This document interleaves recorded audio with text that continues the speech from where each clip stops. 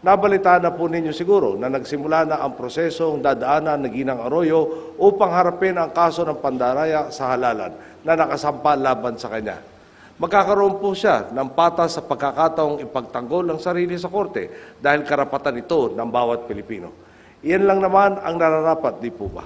Na ang prosesong dadaanan ng tindero o tsuper, ng guro o basurero, ng pulis o clerk, mula sa pinakamatas hanggang sa pinakamababang hanay ay dapat pare-pareho. Walang kinikilingan at nakatuon lamang sa paghahanap ng katotohanan at sa pananagot ng may kasalanan. Bunga po ito ng mga reformang inilatag natin upang labanan ang korupsyon, ang batayang prinsipyo sa likod ng mga reformang ito. Dapat managot ang may sala dahil kung hindi, para na rin nating iniwang bukas ang pinto para sa mga nagnais pag manlapastangan sa taong bayan. Ulitin ko lang po, umpisa pa lang ito ng proseso at napakasarap nga pong malaman kahit simula pa lamang at kahit nasa labas ako ng bansa. Nasa likod ko kayo, lalo na sa isyong ito.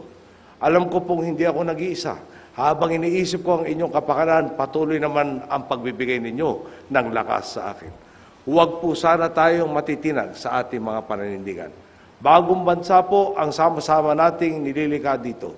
Isang bansa kung saan patas ang laban. Isang bansa kung saan ang nagkasala, anumang estado sa buhay ay napaparusahan. Isang bansa kung saan nag-ahari ang katarungan. Iyan lamang ang karapat-dapat at sa patuloy na suporta ninyo, iyan ang ating makakamtan. Maraming salamat po. Magandang gabi po sa inyo lahat.